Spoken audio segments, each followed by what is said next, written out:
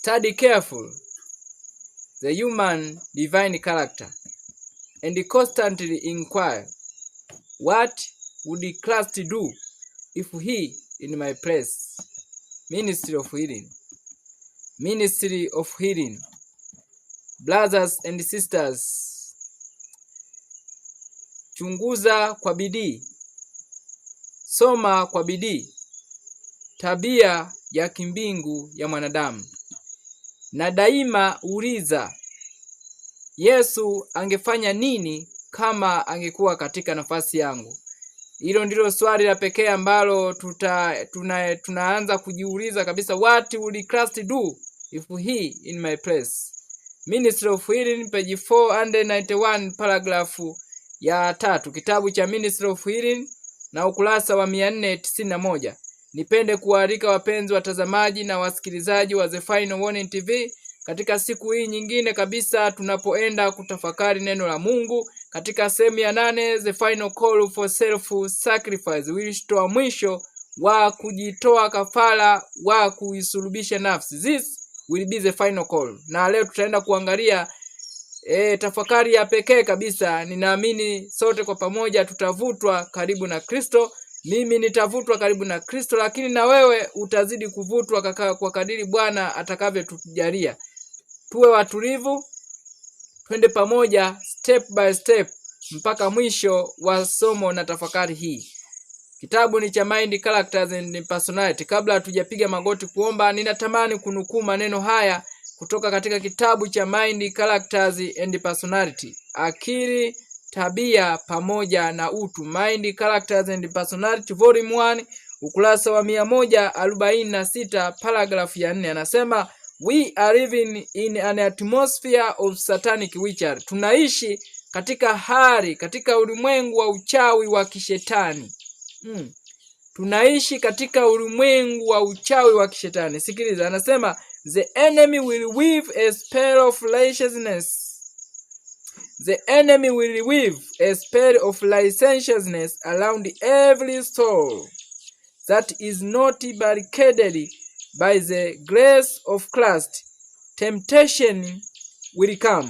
Anasema shetani atajaribu, atavumisha kila aina ya harufu ya uchafu kwa kila nafsi ambayo haijaimarishwa kwa neema ya Kristo. Sikiliza, anasema temptations will come. Majaribu yatakuja. But if we watch against the enemy and maintain the balance against the of self-control and purity. Anasema majaribu yatakuja, lakini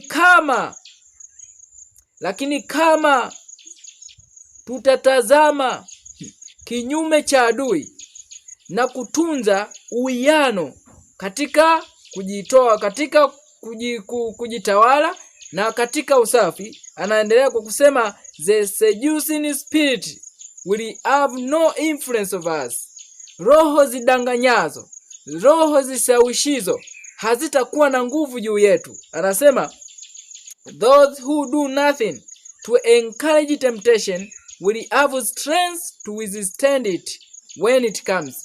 Wale ambao hawafanyi chochote kwa ajili ya kulitia moyo jaribu, wale ambao hawafanyi chochote kwa ajili ya tumie lugha gani nzuri, kwa ajili ya kulichochea jaribu, anasema watalishinda wakati jaribu linapokuja. Anasema hivi, but those who keep themselves in an atmosphere of evil will have only themselves to blame if they are overcome and fall from their steadfastness.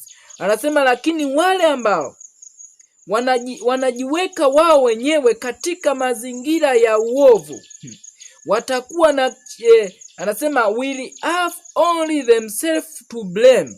Anasema watakuwa na kitu cha kulaumu, watalaumu tu kama watashindwa na kuanguka kutoka katika unyofu wao, kutoka katika juhudi zao.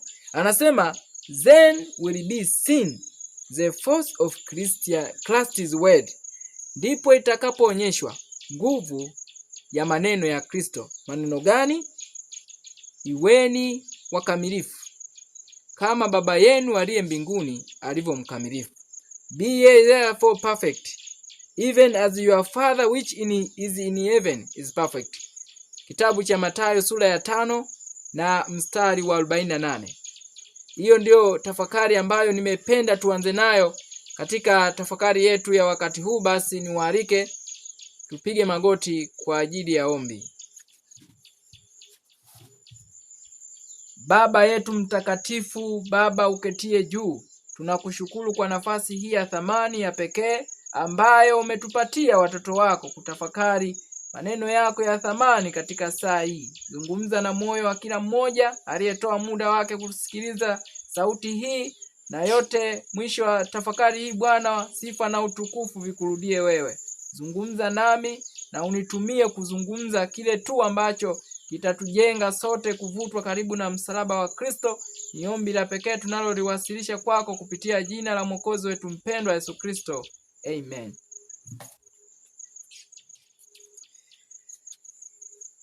Mkumbukeni Lutu. Mkumbukeni Lutu. Leo hatutazungumza habari ya mkumbukeni mkewe Lutu, lakini tutaenda kuangalia mkumbukeni Lutu. Tutaangalia katika tafakari hii namna gani maneno ya Yesu yanatimia. Maneno ya Yesu yanatimia katika kitabu cha Luka sura ya 17. Tufike hapo, kitabu cha Luka sura ya 17 mstari wa 20 na tuanze mstari wa 26. Anasema, na kama ilivyokuwa siku za Nuhu, ndivyo itakavyokuwa katika siku zake mwana wa Adamu. 27. Walikuwa wakila na kunywa, walikuwa wakioa na kuolewa, hata siku ile Nuhu aliyoingia katika safina, gharika ikashuka ikawaangamiza wote. 28. Na kadhalika kama ilivyokuwa katika siku za Lutu, walikuwa wakila na kunywa, walikuwa wakinunua na kuuza, wakipanda na kujenga.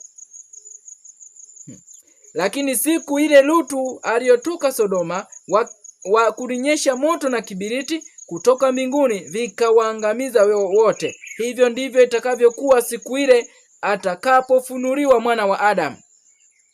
Kama ilivyokuwa siku za Lutu, ndivyo itakavyokuwa siku atakapofunuliwa mwana wa Adamu. Kwa lugha nyingine, atakapofunuliwa mwana wa Adamu, yani siku ilivyokuwa siku za Lutu. Dalili zilizoonyeshwa ya kwamba maangamizi ya Sodoma yalikaribia ndizo ambazo zitaonyesha pia kuna ulinganifu kwamba maangamizi ya ulimwengu huu unakaribia. Kwa hiyo tutashuhudia dalili zilizokuwepo katika kipindi cha Lutu na zitakuwepo katika kipindi hichi, ama zipo katika kipindi hichi. Tutaenda kuangalia kwa kina kabisa kwa namna ya pekee ambayo itatuonyesha nini Yesu alikizungumza hapa na maneno haya yanauhalisia kiasi gani. Fuatana nami mwanzo mpaka mwisho ili tukaone kile ambacho Mungu anatamani kuzungumza nasi katika saa hii. Kumbuka maneno yetu kabisa, tumeambiwa we are living in an atmosphere of satanic witchery. Tunaishi katika mazingira ama katika hali, katika ulimwengu wa uchawi wa kishetani. The enemy will weave a spell of licentiousness. Shetani atavumisha harufu ya licentiousness. Unaweza ukasema uasherati, unaweza ukatumia uasherati, lakini pia ukatumia lakini hilo ndilo litafaa zaidi. Tutaenda kuangalia namna gani shetani anavyotafuta ama namna alivyogeuza kipindi hiki kukipeleka katika hali ya kufanana na ilivyokuwa katika kipindi kile cha Lutu. Mkumbukeni mkewe Lutu. Tutaenda kuangalia mkumbukeni Lutu. Mkewe Lutu hatutaangalia kwa sababu tulishaangalia kwenye somo fulani, lakini tutagusa kwa namna ambavyo Bwana atatuongoza pia. Lakini tutaenda kuangalia pia kwa sio kwa kina ama kwa uchache wale mabinti wa Lutu. Tutaenda kuangalia kuna somo gani ambalo Mungu anatamani azungumze nasi katika wakati huu. Hebu tuangalie katika kitabu cha Mwanzo. Kitabu ni cha Mwanzo sura ya 13. Kitabu ni cha Mwanzo sura ya 13. Tumuone huyu ndugu ambaye anaitwa Lutu, na tutaenda kuona ni namna gani Mungu anaoanisha maneno haya kwa kadiri ambavyo anafanana kabisa na kipindi chetu. Kitabu cha Mwanzo sura ya 13 na mstari wa 10 na wa mstari wa kwanza. Kabla sijasoma kwenye mstari wa 12, sura ya 12 ya Mwanzo, sura ya 12, hapa tunasoma wito wa Mungu kwa Ibrahimu. Wito wa Mungu kwa Ibrahimu kutoka katika wakati mahali alipoishi Uru wa Wakaldayo. Ukisoma mstari wa kwanza anasema, Bwana akamwambia Abraham, toka wewe katika nchi yako na jamaa zako na nyumba ya baba yako, uende mpaka nchi nitakayokuonyesha, nami nitakufanya wewe kuwa taifa kubwa na kukubariki na kulikuza jina lako, nawe uwe baraka. Nami nitawabariki wakubarikio, naye akulaanie nitamlaani. Anyway, tunaona kwamba Mungu anamuita Ibrahimu kutoka mahali alipoishi katika Uru wa Kaldayo, katika nchi ya Mesopotamia, katika mji ule. Mungu anamuita Ibrahimu atoke mahali alipoishi. Angalia mwitikio wa Ibrahimu, kitabu ni cha Waebrania. Angalia mwitikio wa Ibrahimu katika kitabu cha Waebrania. Mtumishi wa Mungu Paul anatufafanulia Ibrahimu aliitikiaje wito ule wa kutoka katika nchi ile ya Uru wa Kaldayo.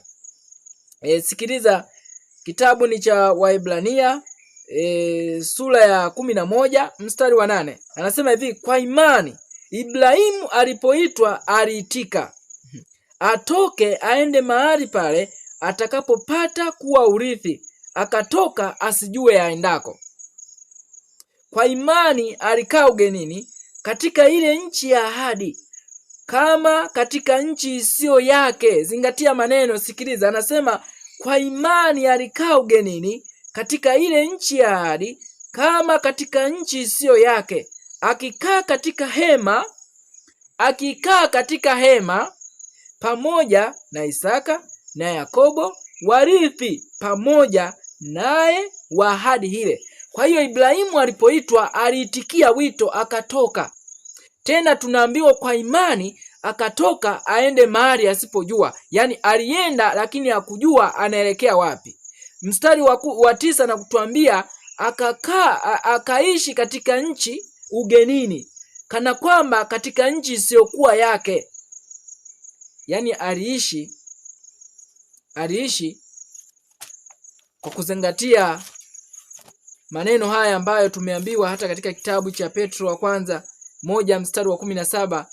Mtumishi wa Mungu anatuambia na ikiwa mnamwita Baba, yeye hahukumuye kila mtu pasipo upendeleo, kwa kadiri ya kazi yake, enendeni kwa hofu katika wakati wenu wa kukaa hapa kama wageni. Kwa hiyo Ibrahimu alizingatia, alikaa katika nchi aliyoenda, alitoka aende katika nchi asiyojua, lakini baada ya kufika pale aliishi kama katika nchi isiyokuwa yake. Zingatia, nitapita huku kote kabisa kulinganisha nini Mungu anachokizungumza kwetu, alivyozungumza kwa Ibrahimu, alivyozungumza kwa Lutu. Lakini tutaona makundi haya mawili, Lutu, Ibrahimu, na kuja kuwakilisha tena makundi mawili leo. Watu wa Mungu wanapoitwa kwa sauti moja, lakini mwitikio unakuwa tofauti. Ninatamani niwe Ibrahimu. Ninatamani uwe Ibrahimu. Tutaenda kuona namna gani Mungu alizungumza na Ibrahimu, lakini tutaenda kumuona pia Lutu, kwa sababu leo tunataka kuona mkumbukeni Lutu. Sio mkee Lutu tena, lakini tunataka tuone namna ya kumkumbuka Lutu. Na tutaona Lutu anasimama kuwawakilisha watu gani leo. Sikia. Mwanzo sura ya 13 tunaonyeshwa Ibrahim baada ya kutoka katika Mwanzo sura ya 12, Ibrahimu akatoka. Tunasoma Abraham mstari wa 6, Abraham akapita katika katikati ya nchi mpaka mahali patakatifu pa Shekemu mpaka mwaloni mwa More, na Wakanaani siku zile walikaa katika nchi hiyo. Bwana akamtokea Abraham akasema, uzao wako nitawapa nchi hii, naye huko akamjengea madhabahu aliyetoka. Sawa. Sasa tunaenda katika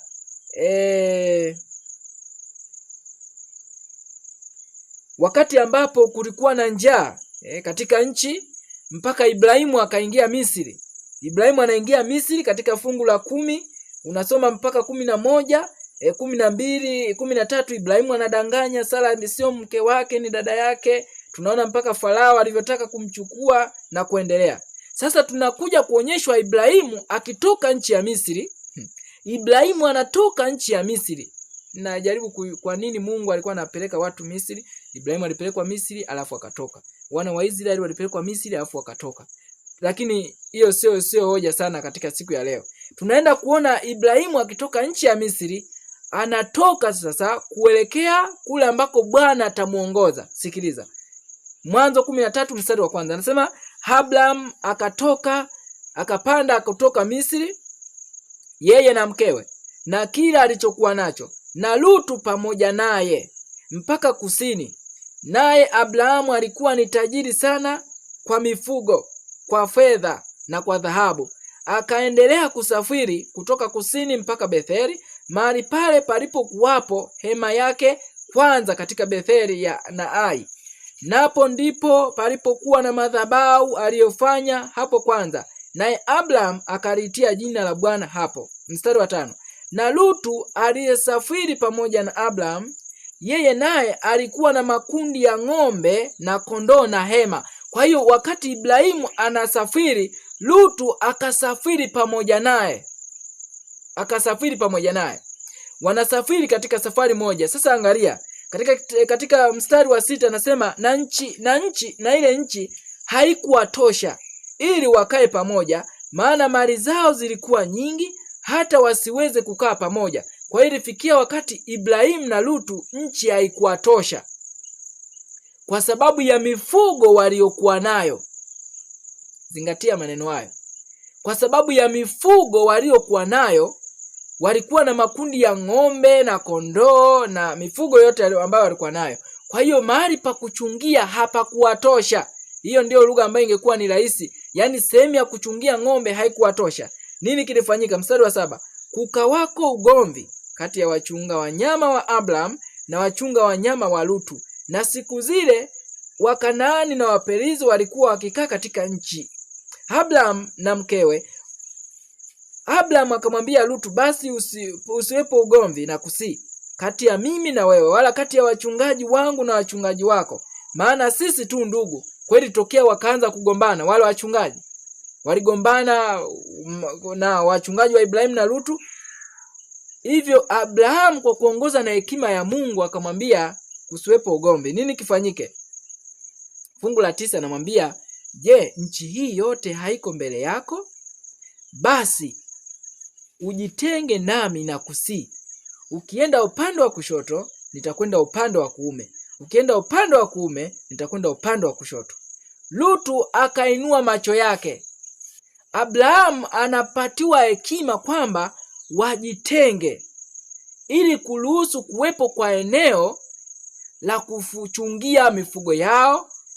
Kumbuka walikuwa pia na wafanyakazi. Kwa hiyo ilitakiwa wajitenge ili kutokuruhusu ugomvi kati yao na kati ya wachungaji wao. Alafu alimwachia uhuru Lutu achague aende upande wa kulia ama aende upande wa kushoto. Sasa angalia uchaguzi ambao Lutu anaufanya wa kwenda kuweka makazi yake. Sikiliza. Anasema hivi, Lutu akainua macho yake, akaliona bonde lote la Yordani, ya kwamba lote pia lina maji, kabla Bwana hajaribu Sodoma na Gomora, lilikuwa kama bustani ya Bwana, kama nchi ya Misri. Hapo unapokwenda Soari. Kumbuka mwanzoni walitoka pamoja na Ibrahim wapi? Walitoka nchi ya Misri. Walitoka nchi ya Misri. Ibrahimu alitolewa toka Uru wa Kaldayo. Aliamuriwa kutoka, alitoka. Alafu kwa sababu ya njaa waliingia Misri. Baadaye anatoka pamoja na Lutu Misri. Lakini anapoambiwa kuchagua, Ibrahimu aliliona bonde. Lutu aliliona bonde zuri. Kama tunaambiwa lilikuwa kama bustani ya Mungu, uzuri wake. Kama nchi ya Misri, hapo unapokwenda Soari. Kwa hiyo utaona kwamba kumbe Soari ilikuwa pia inakaribiana na anyway. Baada ya Lutu kuona akatamani kuweka makazi yake pale. Basi Lutu akajichagulia bonde lote la Yordani. Lutu akasafiri kwenda upande wa mashariki, wakatengana wao kwa wao.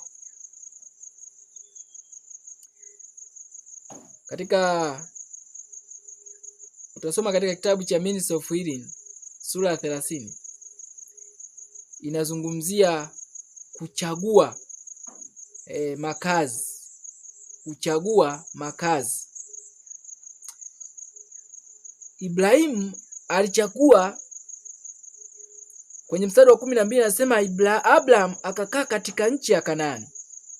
Na Lutu akakaa katika miji ya lile bonde, akajongeza hema yake mpaka Sodoma. Kwa hiyo Ibrahimu akachagua kukaa katika nchi ya Kanaani ambapo Mungu alimuongoza kwenda. Lutu akachagua kwenda katika bonde mpaka katika miji ya Sodoma.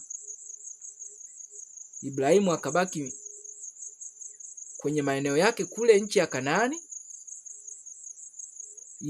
Lutu akachagua kwenda kwenye miji ya Sodoma. Lakini angalia sentensi ya sura ya 13, mstari wa 13 wa Mwanzo 13.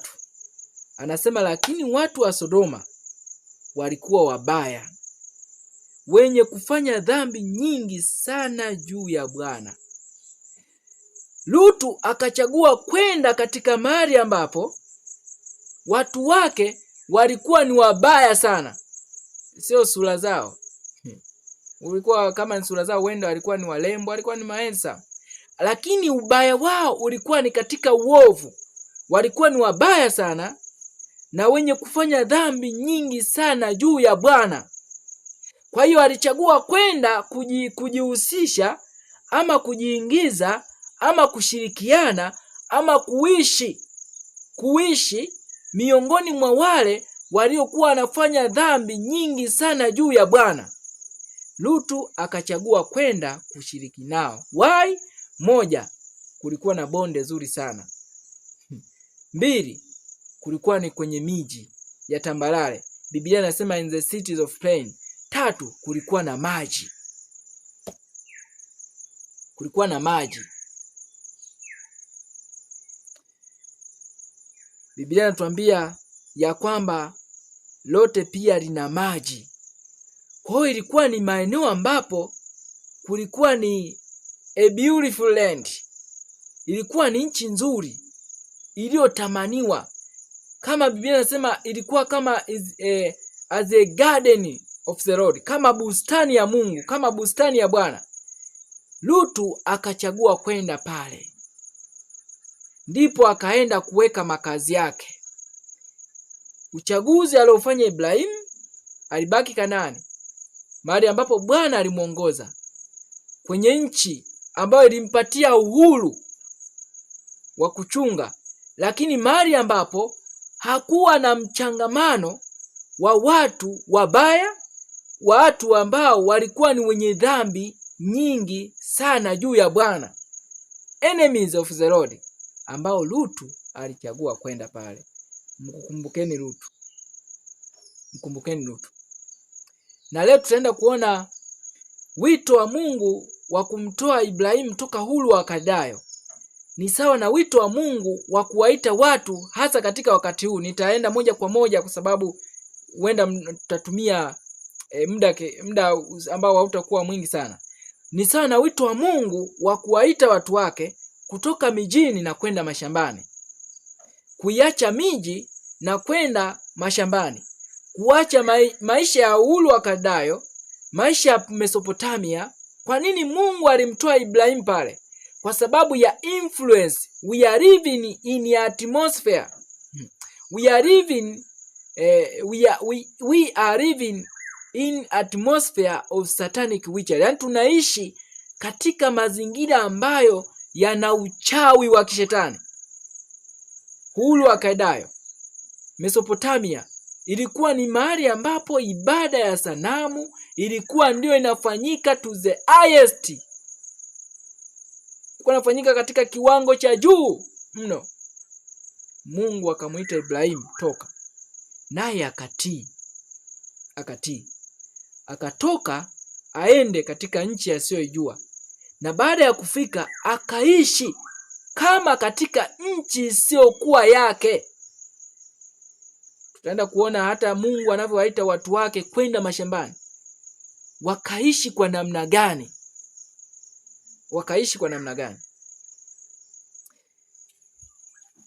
Kitabu ni cha Country Living, ama kwa lugha rahisi tunakiita tokeni mijini, ama kuishi mashambani, whatever kile ambacho unacho. Katika sura ile ya katika sura ya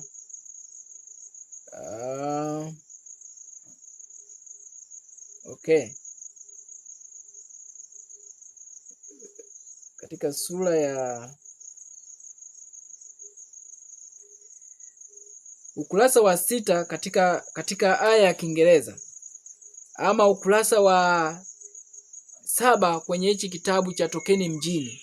Kuna quotation nitaisoma hapa alafu tuendelee mbele. Anasema hivi, Lutu alikarikanyaga bonde lile tambalale kwa hatua za kujilazimisha. No. Hiyo tutaikuta mbele ya safari. Anasema wakati umekaribia ambapo miji mikubwa itapatilizwa kwa hukumu za Mungu.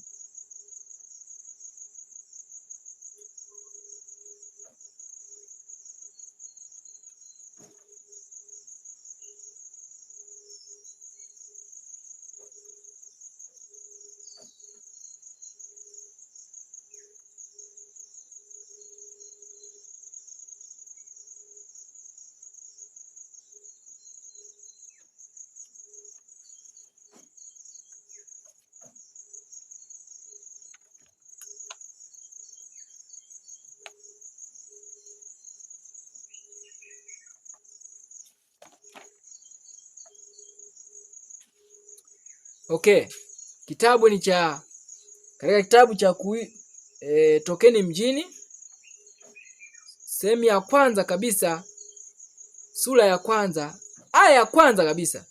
Anasema hivi, hatari kubwa zilizomo mijini. Ni wachache wanaotambua umuhimu wa kukwepa kwa kadiri iwezekanavyo uhusiano wowote ule unaoleta uadui kwa maisha yetu ya kidini. Katika kuchagua mazingira yao, ni wachache mno wanaoweka mawazoni mwao ufanisi wao wa kiroho katika nafasi ya kwanza.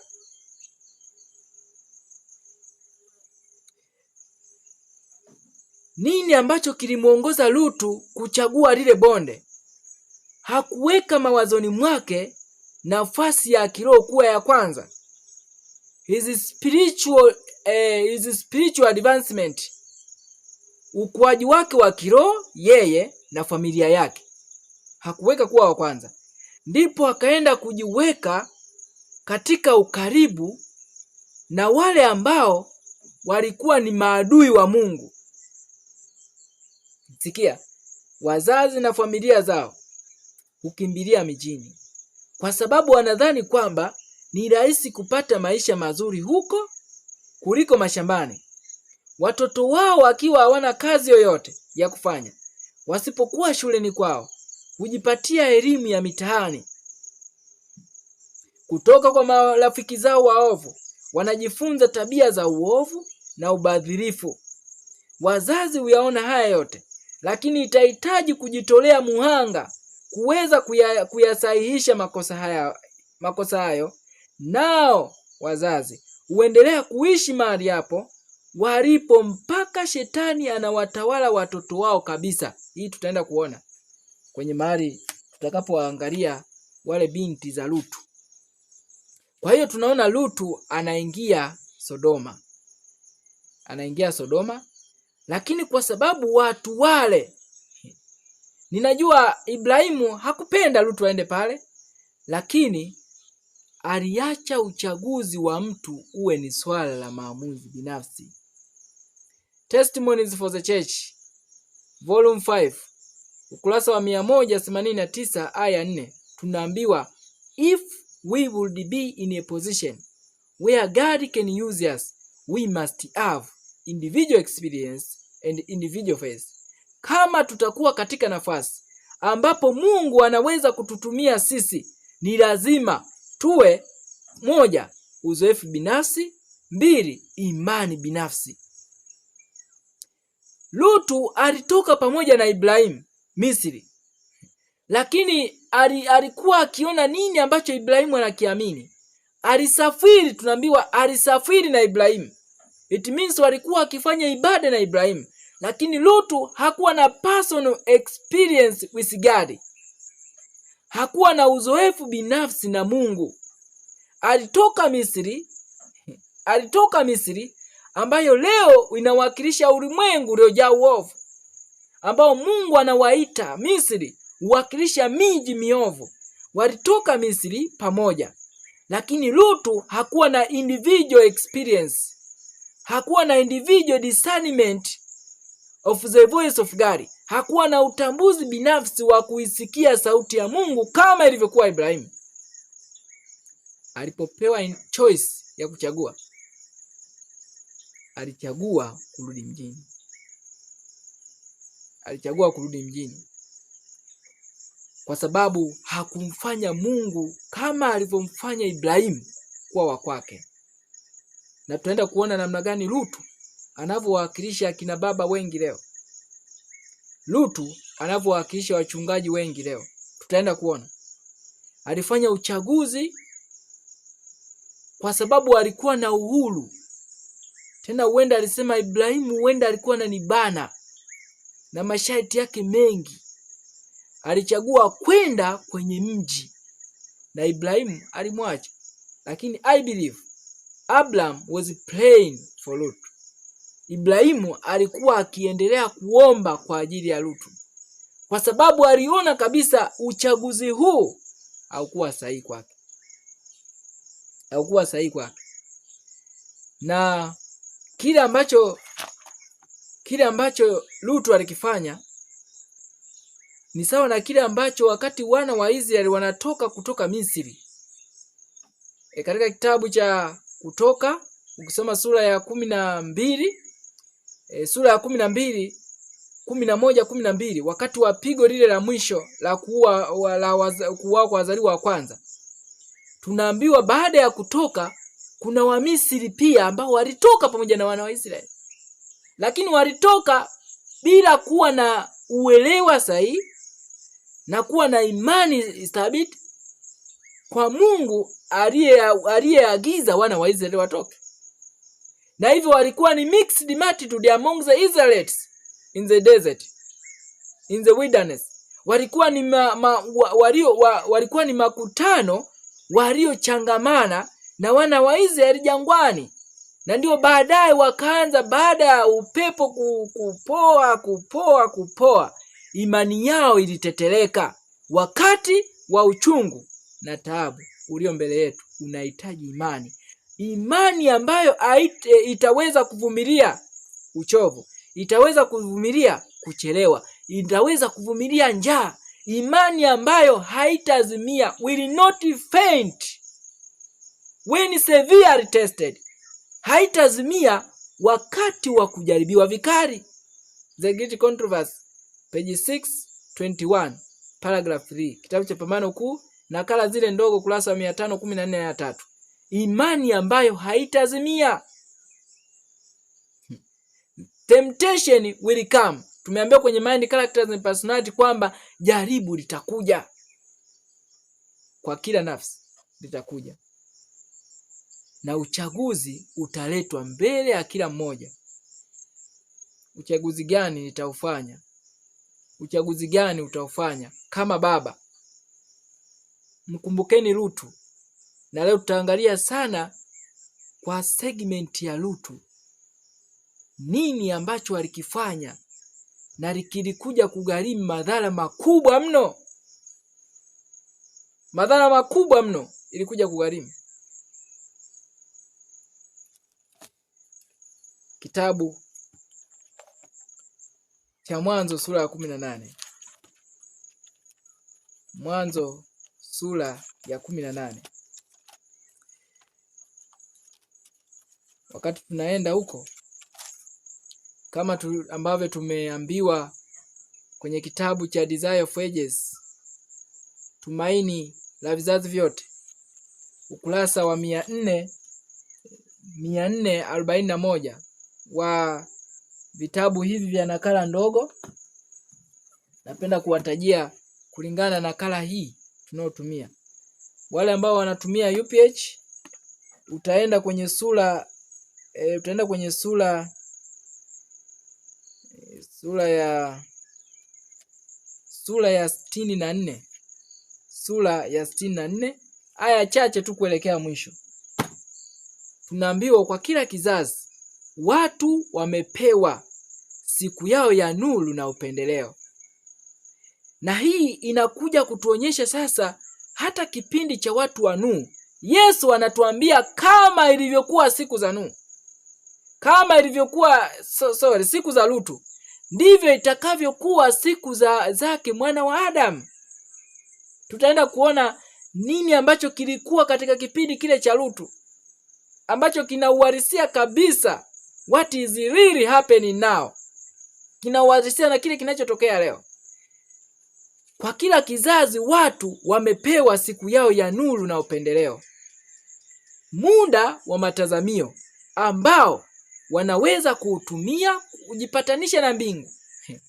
Kujipatanisha na mbingu, kwa sababu tumeanza kwenye kitabu cha Mathayo sura ya 5 mstari wa 48, Yesu anasema mtakuwa wakamilifu kama baba yenu wa mbinguni alivyo mkamilifu. Kujipatanisha na mbingu. Ningependa kutaja quotation nyingi, lakini inabidi tubaki hapa. Tunaambiwa tumepewa muda wa matazamio ambao unaweza kutumiwa kujipatanisha na Mungu. Katika kipindi cha Lutu walipewa muda huo, ingawa walikuwa ni watu wabaya wenye dhambi nyingi juu ya Mungu, na Lutu akachagua kushirikiana nao, dwelling among them. Akajisongeza, alianza bondeni, akajisongeza mpaka akaingia ndani ya mji, akajenga jengo lake humo, akajenga hema yake humo. Na kwa kadiri muda ulivyokwenda, muda wa matazamio ambao wakazi wa Sodoma walipewa kwa ajili ya kujipatanisha na Mungu ulikuwa unaelekea kuisha. Na tunapozungumzia muda wa matazamio, haimaanishi kwamba Mungu anatuwekea muda fulani kwamba ukifika hapa tayari. Lakini inakuwa hivi, Mungu ni mwenye rehema. Mungu ni mwenye rehema. Lakini ni mwanadamu mwenyewe anayechagua kujifungia, kuikataa rehema ya Mungu. Kwa kadiri Mungu anavyomtafuta mwanadamu, kwa kadiri Mungu anavyomshawishi mwanadamu. Naomba nisome hii ili twende pamoja. Ninapozungumza hayo, kitabu hiki ni cha Tumaini la Vizazi Vyote. Tumaini la Vizazi Vyote, katika ukurasa wa 373 na ni sura ya 273. Desire of Ages, page 491. Anasema kila onyo Ananukuu maneno ya Yohana 3:20. Shahidi mwaminifu anasema, tazama nasimama mlangoni na bisha. Kila onyo, kila kemeo, kila shauri lililo katika neno la Mungu au litolewalo kwa njia ya wajumbe wake ni namna ya kubisha hodi mlangoni pa moyo. Ni sauti ya Yesu anayeomba kuingia. Twende chini kidogo, kuna mahali nataka nipasome hapa. Anasema hivi, ushawishi wa Roho Mtakatifu ulivyo leo, unapodharauliwa hautakuwa na nguvu kama hizo kesho. Mguso ulio moyoni uzidi kupungua na uzidi kuongeza pengo lililopo kati ya mawazo ya hatari ya maisha haya mafupi na yale makuu ya umilele ulio ng'ambo. Mwanadamu kwa kadiri anavyopewa ushawishi wa Roho Mtakatifu, kila anapokataa anapunguza ushawishi wa Roho Mtakatifu kuwa mkubwa zaidi, na hatimaye ushawishi ule unafungwa. Na ukishafungwa, tafsiri yake ni hii: mwanadamu huyu hata angepewa miaka milioni mbele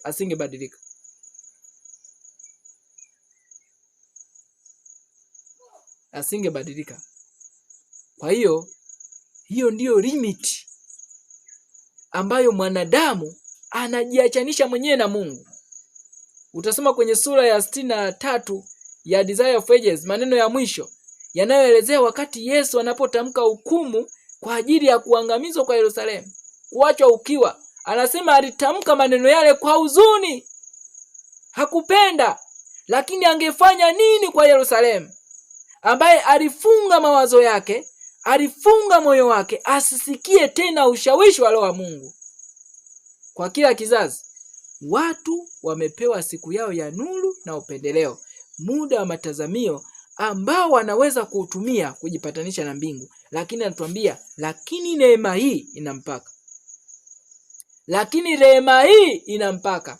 Rehema inaweza kusii kwa miaka mingi, ikapuuzwa na kukataliwa. Hivyo hufika wakati ambapo rehema hufanya wito wake wa mwisho. Hivyo ndivyo ilivyoijia kipindi kile cha Yerusalemu. Walipuuza mashauri ya Kristo. Ilifika wakati ambapo rehema ilifanya wito wake wa mwisho, and we are going to see, tutaenda kuona ndivyo ilivyokuwa inaenda kutokea Sodoma. Rehema ilikuwa inafanya wito wake wa mwisho. Lutu akiwa ndani ya mji huo, kama wakazi wa Wayahudi walivyokuwa ndani ya Yerusalemu, as a Christians, kama Wakristo walivyo ndani ya ulimwengu huu. Ulimwengu unakwenda katika wakati rehema inafanya wito wake wa mwisho kabisa. Anasema Israeli walipopuuzia maonyo ya Kristo, waliikataa njia ambayo kwayo ilikuwa ni njia ya pekee ya kuwafikia na kuwaokoa. Kitabu cha Mwanzo 18 kinaonyesha wajumbe wa Mungu ambao walitumwa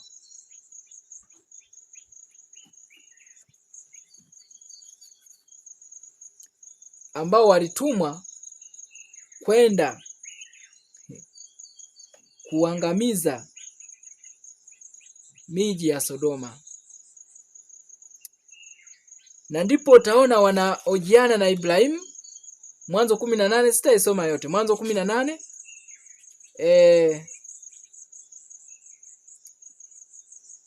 kuanzia mstari wa 16.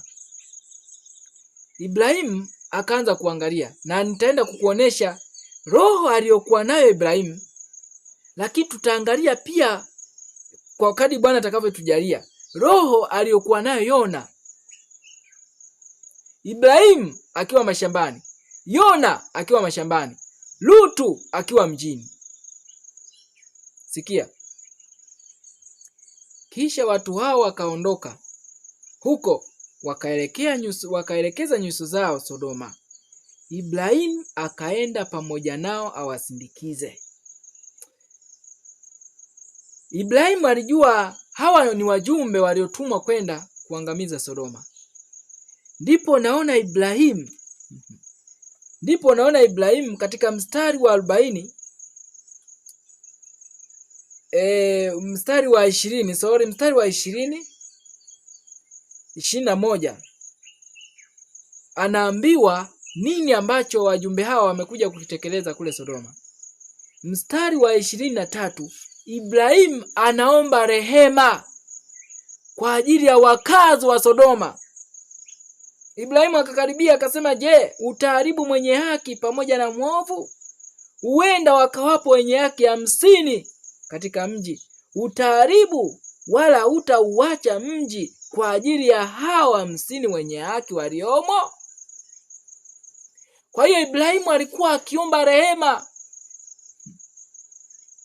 kwa ajili ya wakazi wale wa Sodoma. Je, wakipatikana wenye haki utaharibu? Mungu alishatoa tamko. Yeremia 5 mstari wa 1. Ikiwa akiwepo mwenye haki mmoja katika mji, anasema nitausamehe mji huo wote. Lakini nitaenda kukuonyesha Sodoma hakuwepo mwenye haki. Hakuwepo mwenye haki. Sikiliza. Utaona majiano ya Ibrahimu na wale malaika. Ibrahimu akashuka mpaka akafika kwenye mstari wa 32 mpaka akafika kwamba watakuwa 10. Nasema sitaangamiza kama akiwepo 10. Ibrahimu kwa mawazo machache aliona huu mji utaangamizwa, kwamba Sodoma, Sevoim, Adima, Soari wakosekani watu 10 ambao ni wanamcha Bwana, na mtumishi wa Mungu Lutu yupo amehubiri injili humo. Kweli hata watu 10 hawajaongoka. Ibrahimu alijua haitaangamizwa. Kitabu cha Pambano Kuu kurasa 522 tunaambiwa Bwana anapendezwa na rehema, na kwa sababu ya unyenyekevu wa wachache wanaomlilia Mungu anazuia balaa, anazuia maafa na kurefusha amani ya wengi. Amani na utulivu wa wengi. Utulivu wa Sodoma ulirefushwa kwa sababu ya maombi ya mtumishi wa Mungu Ibrahim kwa ajili yao. Katika kitabu hiki cha Livio and Herald,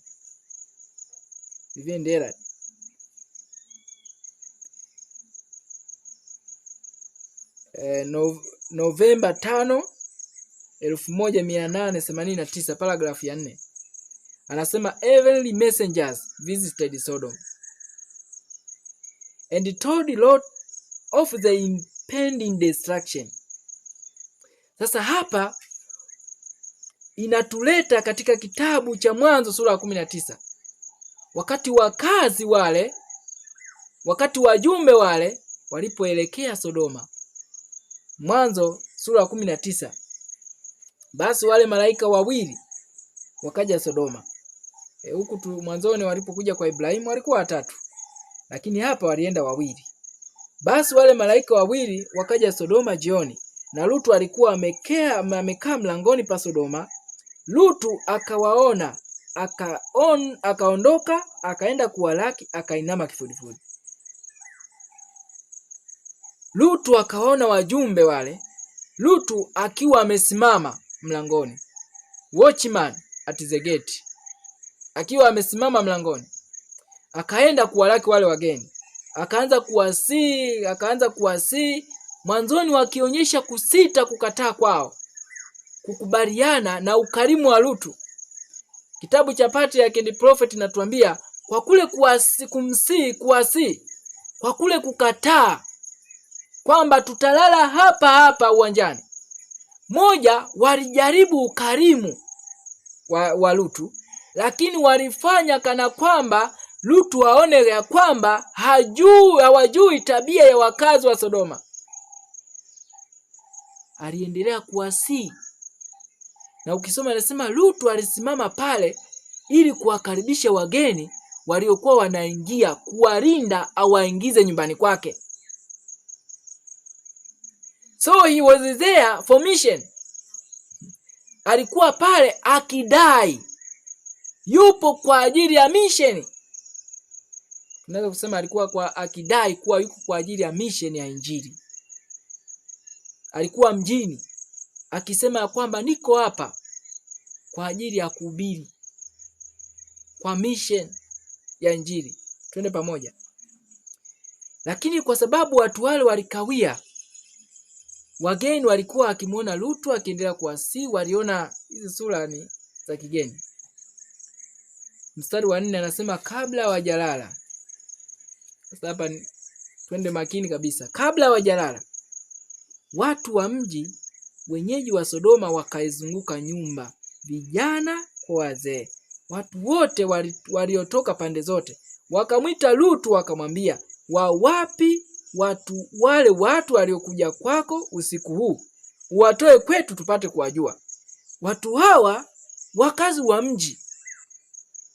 Kitabu cha Warumi sura ya 1 mstari wa 22 mpaka 26. Inaonyesha watu hawa waliharibiwa akili zao kiasi kwamba waliingia katika akili ya kile ambacho tumeambiwa shetani anakiweka kwa wengi, a spirit of licentiousness. Walikuwa na roho ya kuwaza uasherati, uchafu na ubatili. Kwa hiyo waliwaza ushoga, tutolee wale watu tuwajue. Waliacha matumizi ya mke ya asiri. Warumi anatuambia nao wanaume wakawakiana wenyewe kwa wenyewe. Sodoma ilifikia kipindi waliona ni bora mtu aoe mwanaume kuliko mwanamke. Na ilikuwa ni roho iliyokuwa ndani ya wote. Ilikuwa karibia mji mzima, taifa zima lilikuwa likitawaliwa na roho za mashetani. Wakubwa kwa wadogo, wote wanawaza ushoga. Wanakuja kwa Lutu, tutolee wale watu tuwajue. Lutu alichagua kukaa mahali hapo. Sikia, anasema hivi, Lutu akawatokea mlangoni, akafunga mlango nyuma yake. Akasema, basi na wasi ndugu zangu, msitende vibaya hivi. Tazama, ninao binti wawili ambao hawajajua mtu mume, na wasi niwatolee kwenu, mkawafanyie vilivyo vyema machoni penu. Ila watu hawa msiwatende neno, kwa kuwa wamekuja chini ya dari yangu. Lutu kwa kukaa katika mji wa Sodoma, baba huyu kwa kukaa katika mji wa Sodoma, alifikia hatua ya kupoteza ufahamu wa kipi kilicho chema na kipi kilicho kibaya, kiasi kwamba aliridhia kuwatoa binti zake wakabakwe na wauni. Na hiyo itakuwa imeeleweka vizuri. Yaani baba kwa jinsi ambavyo hakuwapenda binti zake, alikuwa tayari awatoe wabakwe na wauni. Alafu anasema wafanyeni vilivyo vyema. Vyema vipi? Vyema vipi? Nini ambacho hapa tunakiona? Lutu hakupenda binti zake. Hakupenda binti zake. Hakupenda binti zake. Hakukuwa na friendly relationship between Lot and his daughters. Hakukuwa na urafiki wa karibu kati ya Lutu na binti zake. Yaani alikuwa radhi kuwatoa wakabakwe.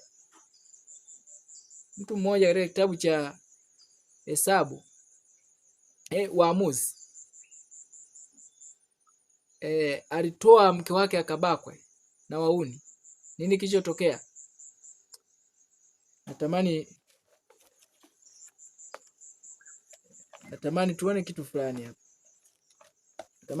Ili tuone akili ya Lutu. Alikuwa ni baba mpumbavu wa namna gani? Sikia. Waamuzi sura ya 19. Waamuzi sura ya 19. Mungu anatuambia leo, mkumbukeni Lutu. Mkumbukeni Lutu. Mkumbukeni Lutu.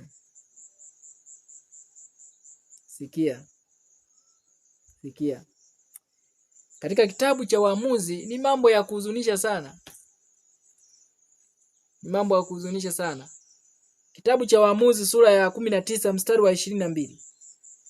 Hapo walipokuwa inaonyesha kisa cha yule, utasoma kuanzia mstari wa 16 mpaka mstari wa 21. Tunaonyeshwa Mlawi ambaye alitembea akapumzika kwa mzee mmoja baada ya kukosa makazi kwa wakazi wa ndugu zake pale. Sikiliza kilichotokea. Hapo alipokuwa akifurahisha mioyo yao, tazama watu wa mji huo, watu mabaladhuri, wakaizingira hiyo nyumba pande zote. Wakagonga mlango, wakasema na huyo mwenye nyumba, huyo mzee, na kumwambia, mlete nje mtu yule aliyefika nyumbani mwako ili tupate kumjua.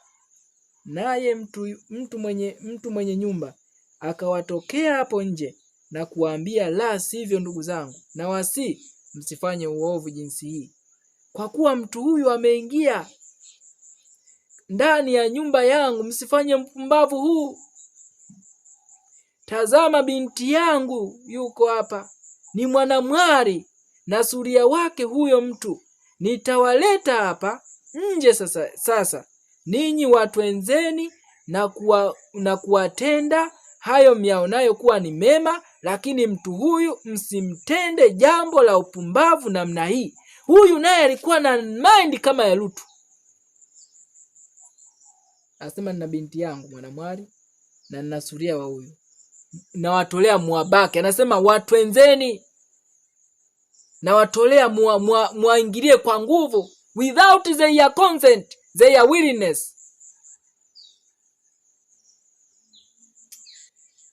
Lakini hao watu hawakukubali kumsikia. Basi mtu huyo akamshika suria wake na kumleta nje kwao, nao wakamjua na kumtenda uovu usiku kucha hata asubuhi.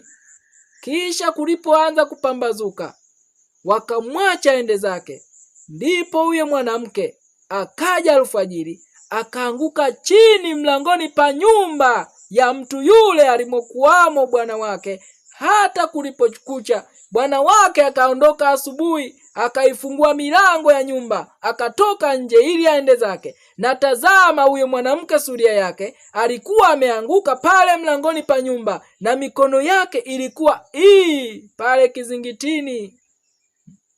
Akamwambia, haya, ondoka twende zetu, lakini hakuna aliyejibu. Ndipo akamwinua akamweka juu ya punda.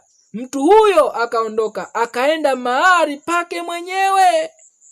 Naye alipokwisha kuingia nyumbani mwake, akatwaa kisu, kisha akamshika huyo suria wake.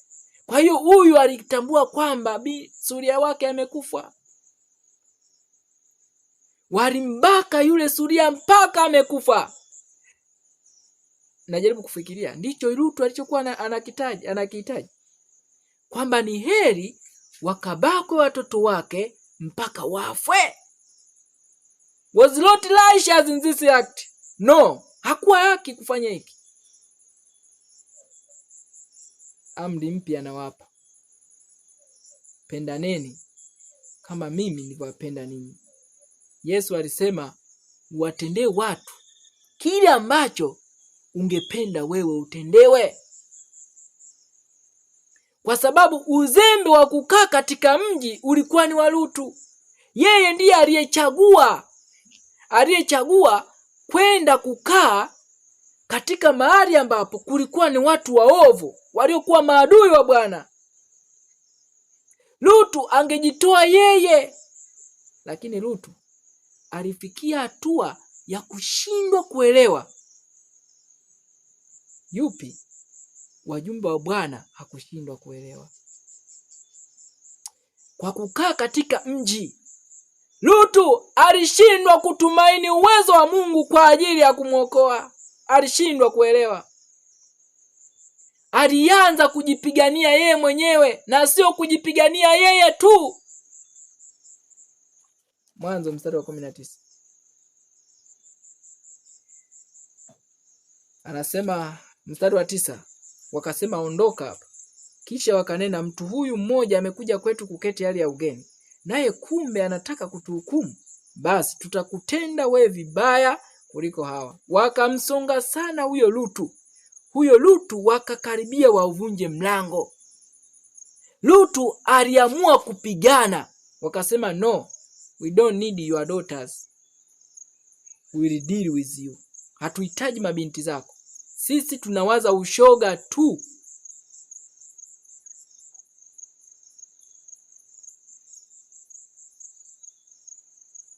Lutu kwa kukaa katika mji alishindwa kuweka tumaini lake kwa Kristo. Alianza kujipigania mwenyewe. He started to fight the battle for himself, which is impossible, my friend. Alianza kujipigania mwenyewe vita kwa ajili yake ambayo ni haiwezekani. Mwanadamu akashinda vita hii dhidi ya uovu akijipigania mwenyewe. Lutu alihitaji kushinda uovu ule kwa kutumainia nguvu zake. Alishindwa.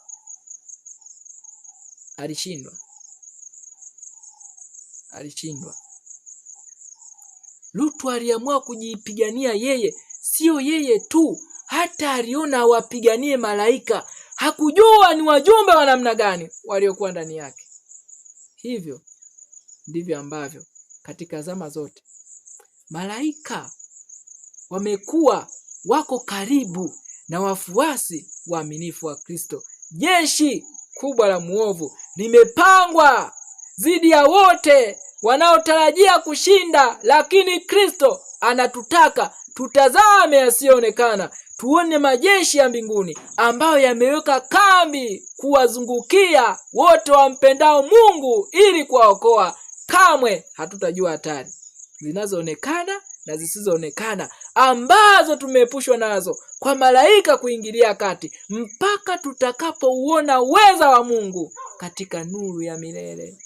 Hapo ndipo tutakapojua ya kwamba malaika, jamaa ya mbinguni, imekuwa ikivutwa na jamaa ya hapa chini, na wajumbe wale watokao kwenye kiti cha enzi walilinda hatua zetu kila siku.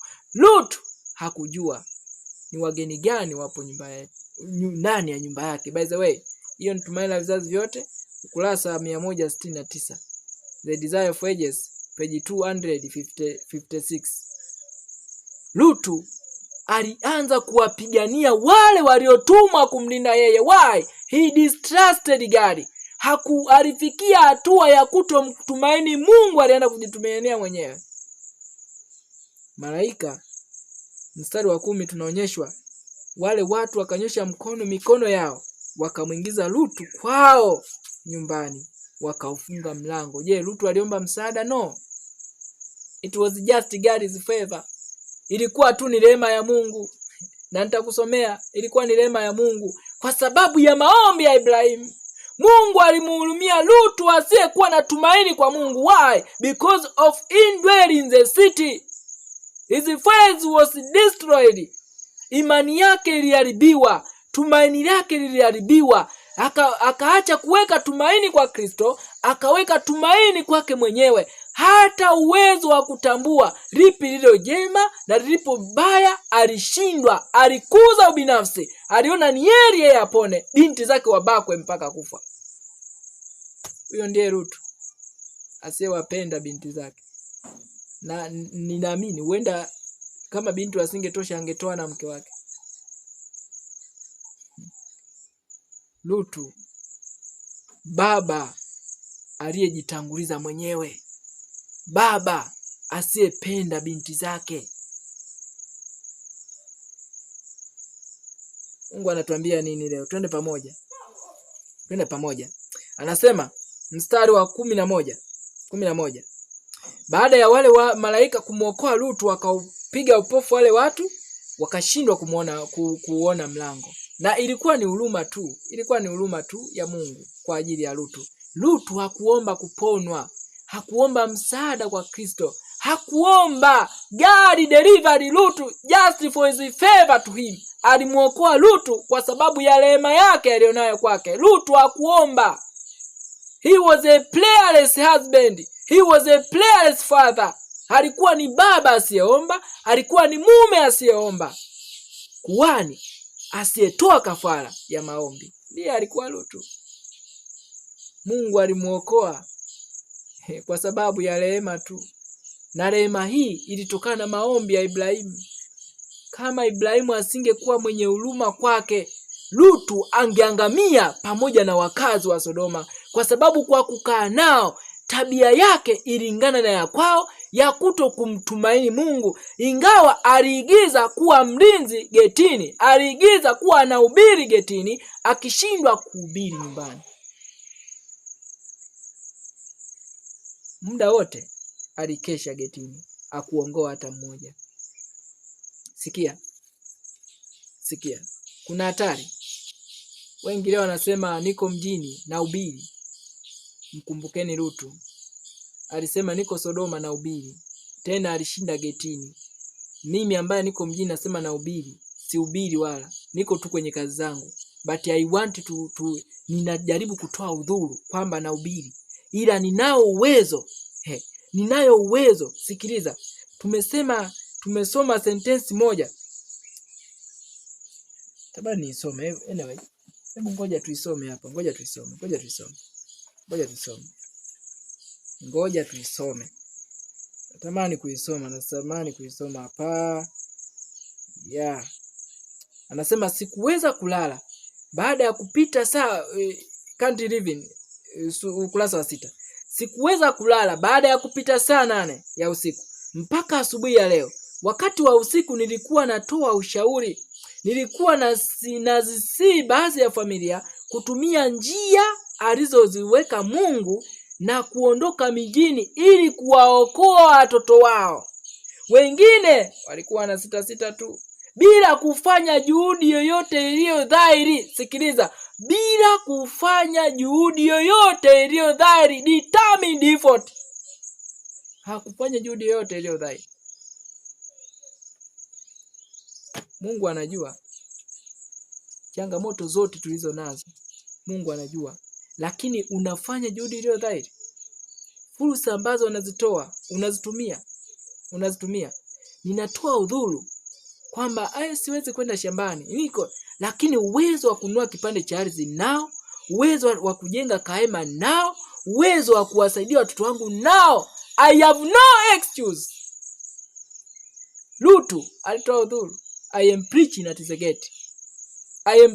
the gate. Kila siku anahubiri getini. Nyumbani hakuna kuhubiri. Sikia. Wale watu baada ya kuongea na Lutu wakampa agizo moja. Basi wale watu wakamwambia Lutu, je, unaye mtu hapa zaidi? Mstari wa 12. Mkwe, wanao, binti zako na wowote ulionao katika mji watoe katika mahali hapa, maana tutapaharibu sisi mahali hapa, kwa kuwa kilio chake kimezidi mbele za Bwana, naye Bwana ametupeleka tupaharibu. Lutu akatoka akasema na wakweze waliowaposa binti zake, akasema, ondokeni mtoke katika mahali hapa, kwa sababu Bwana atauharibu mji huu. Lakini akawa kama achezaye machoni pa wakweze. Lutu akaenda kwa wakweze. I wonder, Lutu kwa sababu ya kukosa the spirit of discernment aliwakabidhi binti zake waolewe na wapagani wasiomjua Mungu. This was not the cause of Abraham. Haikuwa kitendo cha Ibrahimu ilipokuja swala la Isaka kuoa. alimwambia mtumishi wake, Mwanzo sura ya 24-25, alimwambia mtumishi wake, usimtwarie mtoto wangu binti katika wakazi wa nchi hii. Nenda kule kwa ndugu zangu wenye imani kama ya kwangu, ukamposee binti yangu huko.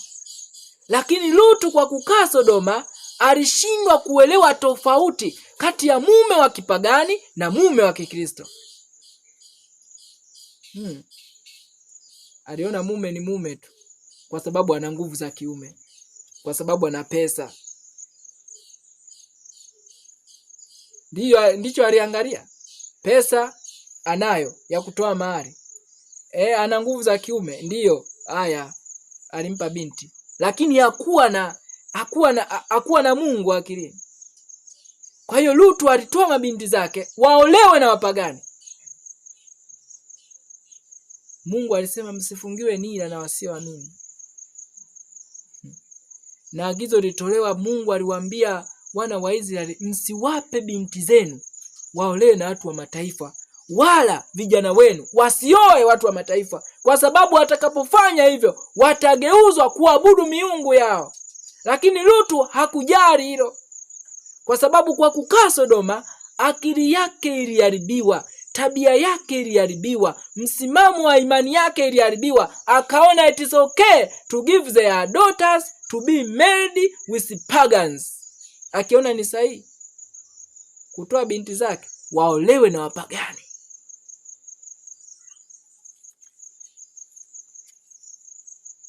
Livyoendelea, turudi huku sasa. Heavenly messengers visited Sodom. Livyoendelea, Novemba 5, 1889, paragraph ya 4. Heavenly messengers visited Sodom. Wajumbe wa mbinguni walitembelea Sodoma and told Lot of the impending destruction. Na wakamwambia Lutu uharibifu ambao ulikuwa unakaribia. And he was permitted to warn his relatives and friends and to invite them to seek the protection of God. Naye aliruhusiwa kuwaonya ndugu zake, marafiki zake, na kuwaalika watafute ulinzi wa Mungu. Lot earnestly besought them to believe his words. Lutu kwa bidii aliwasihi waamini maneno yake. Anasema he knew that their destiny for life or death depended upon their decision to obey or reject the warning. Anasema alijua kwamba hatima ya maisha yao au kifo ilitegemea utii wao kwa maonyo yake.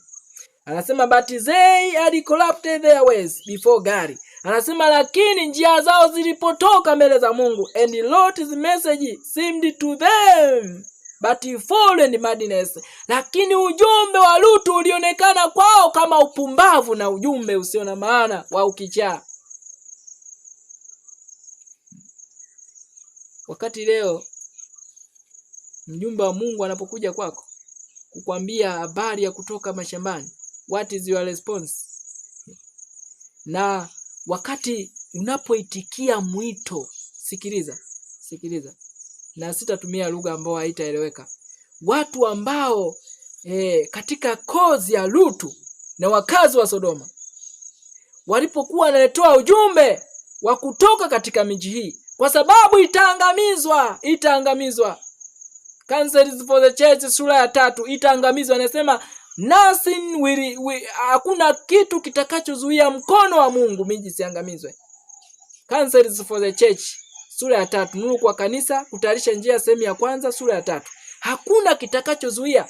Wakati unapoletewa hiyo ujumbe, I am a pastor, mimi ni mchungaji, mzee wa kanisa, kama ukitikia kwa kukashifu, hauna tofauti na wakweza Lutu. Hauna tofauti. Anasema hivi, they mocked at his agonized entreaties. Anasema waridhiaki kusihi kwake kwa uchungu. They mocked at Lot's agonized entreaties. Walimdhihaki Lutu kwa kusihi kwake kwa uchungu. Tokeni katika nchi ya Sodoma, tokeni katika miji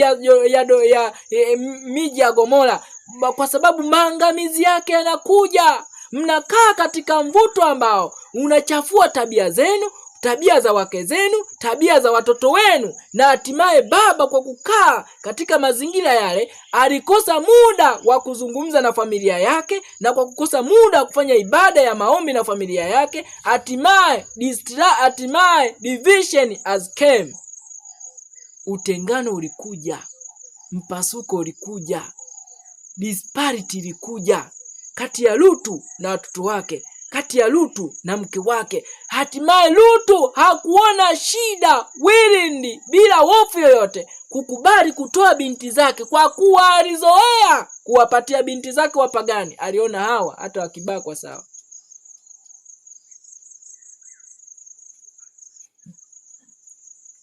Na kumbuka Biblia inatuambia walikuja watu wa mji wote. Hebu imagine watu wa mji wote wanabaka watu wawili. Yaani hapo wangewabaka na kuwalawiti.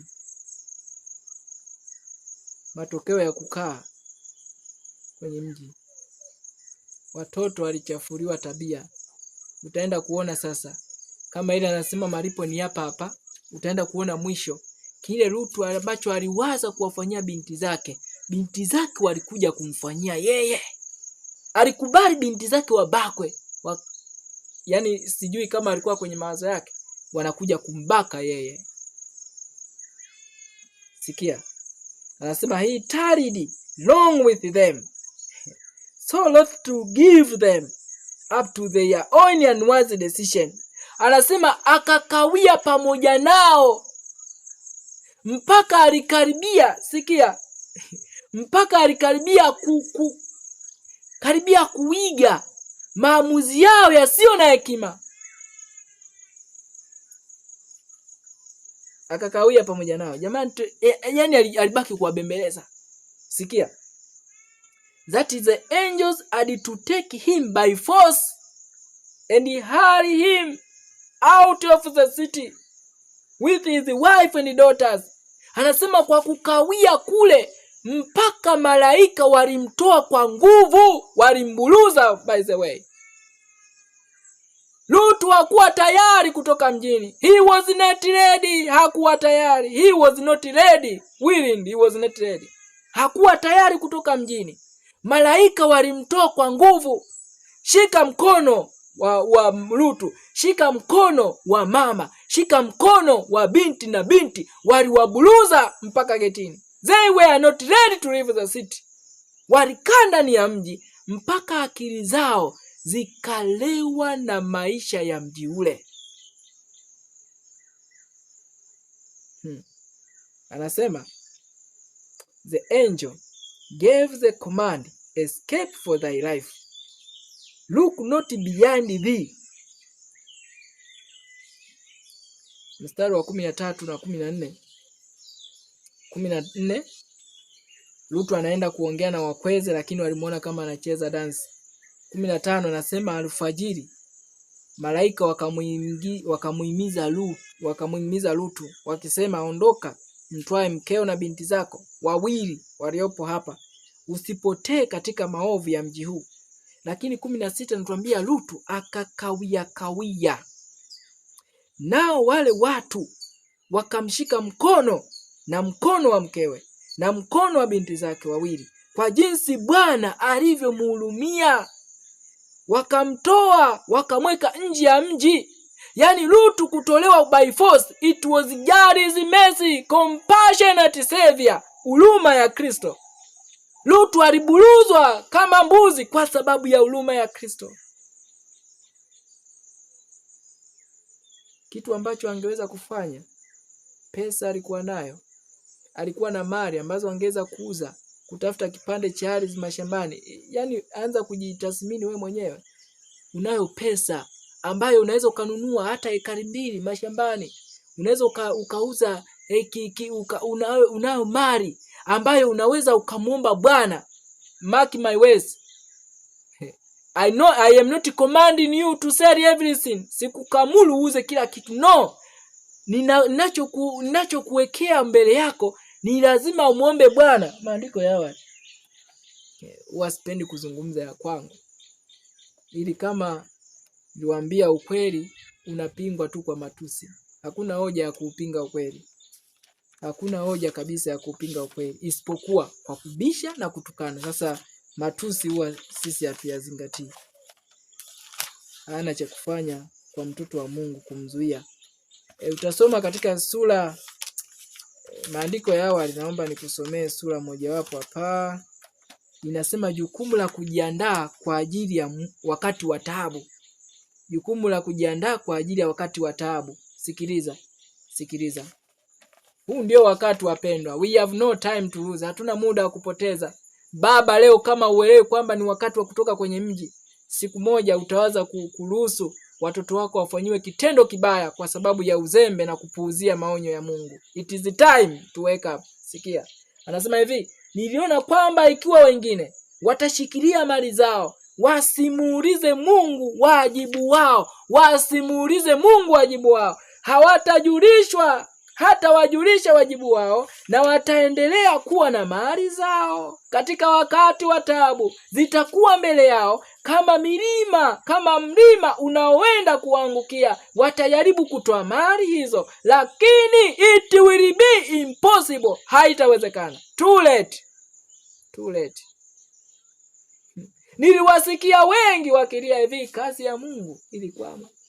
Watu wa Mungu walikuwa wana njaa ya ukweli, nasi hatukufanya bidii kukidhi mahitaji, na sasa mali yetu haina faida. Anasema laiti tungeitoa mali yetu na kujiwekea hazina mbinguni. Niliona kuwa kafara haikuongezeka, bali ilikuwa ikiendelea kupungua. Pia niliona kwamba Mungu hakutaka watu wake. Sikia. Naomba niishie tu hapo. Nataka kuonyesha hawakumuuliza Mungu wajibu wao. To sell their properties at what time and at what cost. Kuuza mali zao kwa wakati gani na kwa kiasi gani. Asigari. Usipomuuliza hata kujulisha. Lutu alitoka Sodoma bila hata mkia wa nguruwe, bila hata mkia wa ng'ombe, na alikuwa na mifugo mingi. Tena ilikuwa ni kwa huruma ya Mungu. Na tena katika kutoka huko, yeye mwenyewe, sikia, alikuwa akikawia. Anasema, but not with understanding the warning. Lot's wife, whose heart was in the city, devoted to distraction, did not obey, but turned to look behind her, and she was changed to a pillar of salt in the way. She did not appreciate the mercy that God has shown her, and was left as an example of warning for the future generation. Pasipo kutambua rehema za Mungu, anasema mke wa Lutu aligeuka nyuma. Hakutii maelekezo ya wale wajumbe, naye akageuka kuwa nguzo ya chumvi. Anasema hakuheshimu rehema ya Mungu ya kubuluzwa mpaka getini. Hakuheshimu. I want to turn back. Kwa nini ulilazimishe?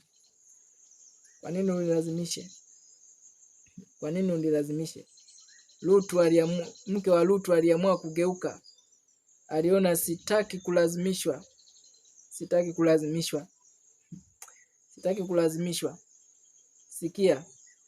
Sikia. Huyo ni mke wa Lutu. Hakutaka kuendelea mbele. She turned back. Aligeuka, angalie nini kinaendelea nyuma huko. Lakini yote haya kitabu hiki Tokeni Mjini, ukurasa wa 6 inasema moyo wa kusitasita. Kama isingekuwa Lutu kukawia kutii maelekezo ya Mungu, mke wake asingeangamia mjini, asingegeuka kuwa nguzo ya chumvi. Ni Lutu kwa kupuuzia maelekezo ya Mungu, ni Lutu kwa kukaa ndani ya mji, hatimaye ibada ilikufa ndani ya nyumba yake. Watoto hawakuweza kuwa na the spirit of discernment. Hakuwa na roho ya kutambua wale binti zake kati ya mume wa kipagani na mume wa Kikristo. walikuwa tayari kuingia into relationship with pagans. Walikuwa tayari kuolewa na wasioamini. Ni mpole tu, anafanya kazi. That is not a priority. Better to be alone than to enter in ungodly relationship. Ni heri uwe peke yako kuliko kuingia katika uhusiano usio na ucha Mungu. Better to be alone. Sikia. Anasema hivi, malaika wale wenye rehema walimharakisha Lutu na mkewe na binti zao kwa kuwashika mikono yao by force. Lutu angekuwa ameharakisha kama Mungu alivyotaka, mke wake asingegeuka kuwa nguzo ya chumvi. What God is telling us here. Kushuka kwa kiroho kwa familia nyingi leo kunasababishwa na akina baba kwa kiasi kikubwa. Why? They are not offering sacrifice. Self-sacrifice. This is the final call for self-sacrifice. Baba lazima aisulubishe nafsi kwa ajili ya mke wake na watoto wake. Adventist Home. Adventist Home. Kurasa 212. Adventist Home. Hiki ni kitabu cha Nyumba Mwadventista. Nyumba Mwadventista. Kurasa wa 212. Naomba tusome kitu hapa. Mungu ana ujumbe kwa akina baba. Ana ujumbe kwa akina baba. 212. Save your families. Muda wa kulala umeisha. Kitabu cha Yoeli. Yoeli 212 iko wapi? 200. Oh. God have mercy. Sikiliza 212 aya ya kwanza kabisa hapa. Anasema baba anapaswa atende. Hii hapa. Kichwa cha uthabiti wa familia. Mume na baba ndiye kichwa cha familia. Mke hutafuta kwake upendo na huruma kwa msaada katika kuwafunza watoto. Na hii ni sahihi. Watoto ni wake kama ilivyo kwa mama, na ana shauku sawa katika usai wao. Watoto hutafuta kwa baba yao fadhili na maongozi. Baba anapaswa kuwa na dhana sahihi ya maisha na mivuto ya jamii ambayo itaizunguka familia yake.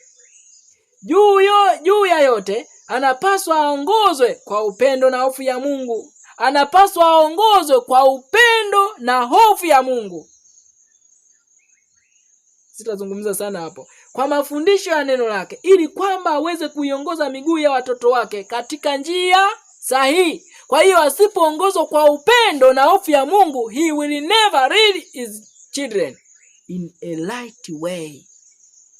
Hata waongoza watoto wake katika njia iliyo sahihi. Sikiliza. Anasema baba anapaswa atende kwa nafasi yake katika kuifanya nyumba kuwa na furaha. Nani anayepaswa kuifanya nyumba kuwa na furaha? Baba. Sikia. Haijalishi mikanganyiko ya biashara na mambo yake ya kuiangalia, asiruhusiwe kutoitilia maanani familia yake.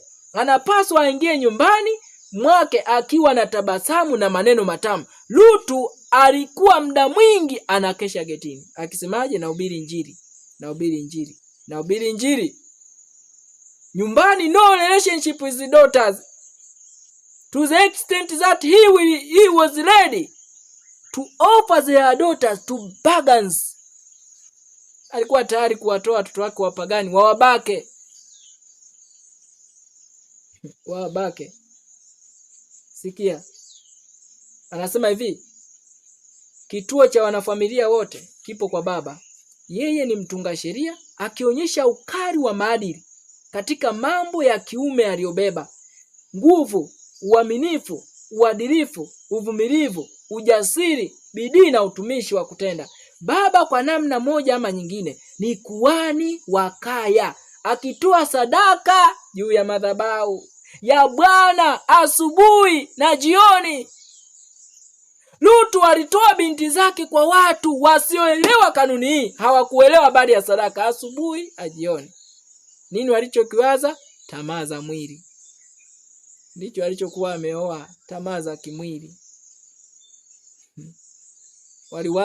The lustful of the flesh. Ndicho tu kilikuwa kwenye mawazo ya wapagani, na ndio unaona demonic possessed people wakaja mlangoni kwa Lutu wakiwa na tamaa za kimwili, kuwakwa kwa kimwili. Ndicho ambacho kilikaa katika akili za watoto wa Sodoma, za wakazi wa Sodoma, na ndio Lutu alikuwa tayari kwa hiari kuwatoa binti zake waolewe na watu hawa. What a foolish father like this. Sikia, anasema mke na watoto wanapaswa watumaini katika kuunganishwa katika utoaji sadaka huu, na pia kushiriki katika nyimbo na sifa asubuhi na jioni. Baba kama kuhani wa nyumba anapaswa kuungama dhambi alizotenda mwenyewe na watoto wake kwa siku nzima.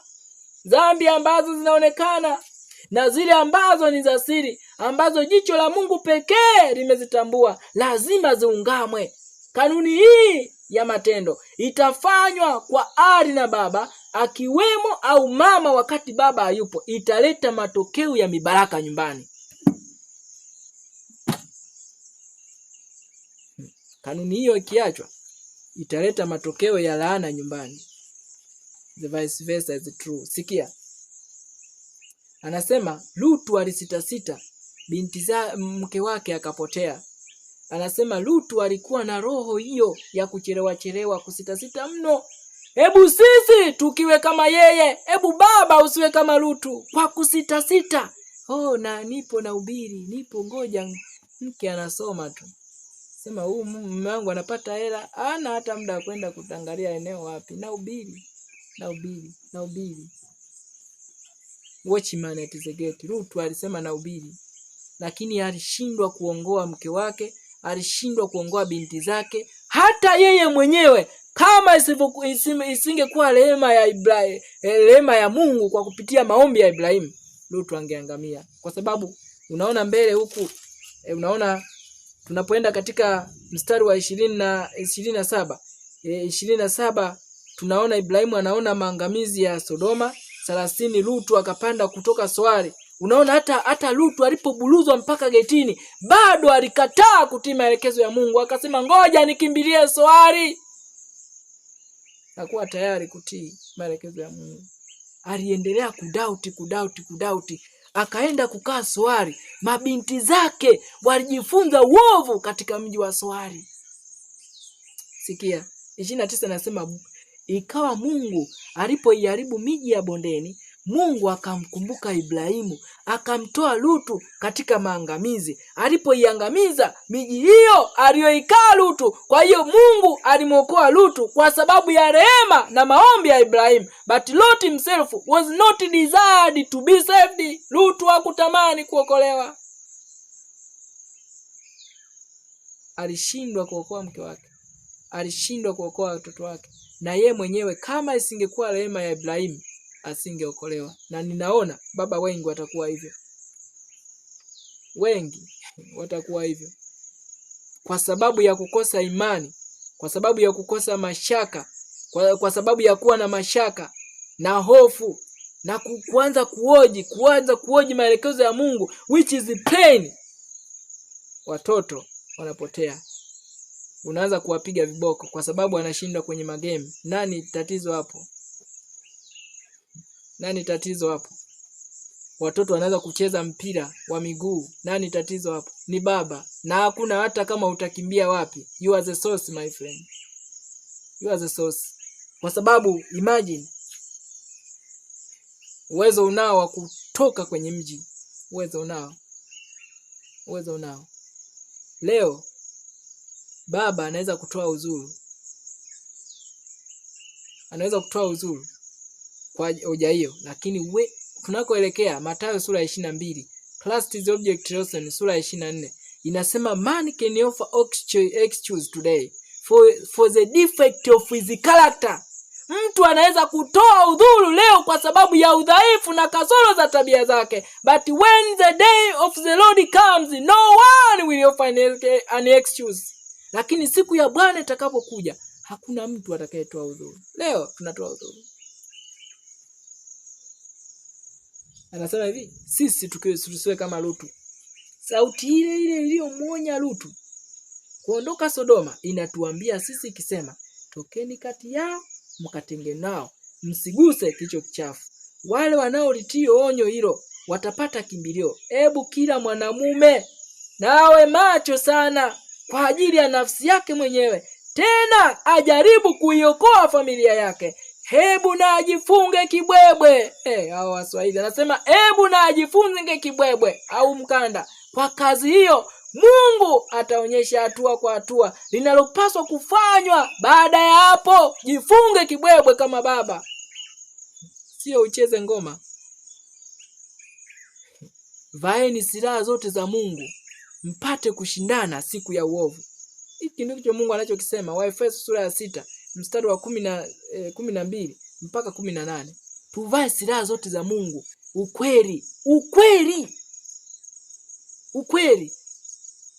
The truth. Utayari. Imani. Maombi. Hii ni ngao lazima baba azivae. Ni hatari kama baba ana maombi. Ni hatari.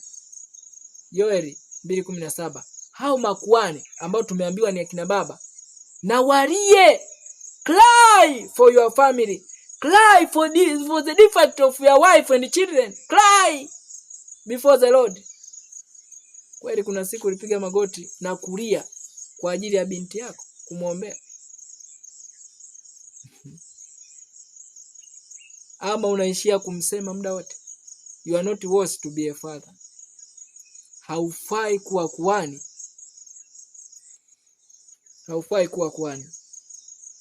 Hao makuhani na walie kati ya ukumbi na madhabahu na waseme, uwaokoe watu wako, Bwana. Uwaokoe familia yangu, Bwana. Save my wife, save my children. This must be the cry of fathers, the cry of pastors. Leo Mungu anawaita watu, tokeni mijini, mkajengee, mwende mashambani kwa ajili ya kujiandaa na dhoruba inayokuja. Pambano Kuu kurasa 515. Wakati wa taabu ambao mfano wake haujawahi kuwepo karibu kupundua mbele yetu. Na wengi watahitaji kuwa na imani na udhoefu ambao wengi hatuna, na wengi mno ni wavivu mno kutafuta udhoefu. Wachungaji badala ya kuwasihi washiriki, wachungaji kama watchmen of the gate wanasimama kama Lutu, wanasimama wenye kusitasita wakiwahamasisha watu. Voice 2027, sauti moja kuhamasisha agenda of the purpose.